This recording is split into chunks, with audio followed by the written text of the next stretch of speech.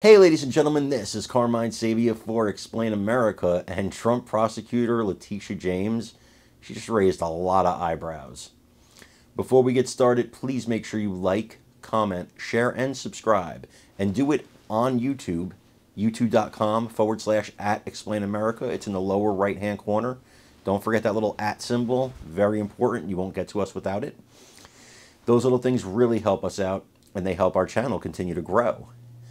So Letitia James was on national TV when she was asked about Trump, and she put up her whole brave face, and she's not afraid of no Trump and all this other nonsense because she's a politician. She's a politician more than she is a prosecutor, in my opinion, and frankly, not a great person. So she's on TV, but she says, and this is the part that I find astounding, she says that Kamala Harris is the most qualified person to run for president and is more qualified than the last 5 presidents. Now, let's take a look at the last 5 presidents. You had Donald Trump. Okay, we know she hates him. We'll eliminate him off the cuff. Joe Biden. She's saying he's more qualified than Joe Biden. More qualified than former President Obama. More qualified than former President George W. Bush. Are you kidding? And if you want to go back and say Hillary Clinton as a candidate in 2016, Kamala Harris couldn't shine Hillary Clinton's shoes when it comes to qualifications. She couldn't shine any of the people we just mentioned shoes when it comes to qualifications. She couldn't carry their briefcases. Qualifications? Are you absolutely kidding me? She may be the least qualified candidate of my lifetime. I want you to watch this dimwit give her interview and let me know what you think in the comments.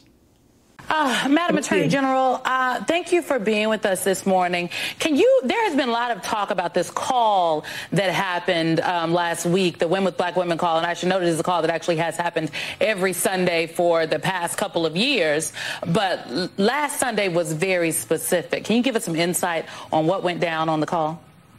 So let me just say that I was not one of the organizers. I was one of the participants. But I did send it out to my network of friends here in the great state of New York. It's really critically important that individuals understand what is at stake right now, and everything is at stake. As the Attorney General of the great state of New York, I and my other colleagues, all Democratic Attorney Generals, have endorsed Kamala Harris for President of these United States. And I think an Attorney General obviously knows, is in the best position to know what a former Attorney General is capable of. And Kamala Harris clearly is capable and is the most qualified individual to run for president. In fact, more qualified than the last 4 presidents. And it's important that individuals recognize that our basic liberties and freedoms right now are being jeopardized. As the Attorney General of the state of New York, I've joined with others to analyze Project 2025. And this is not something which is new to us. This is something which Donald Trump is true to.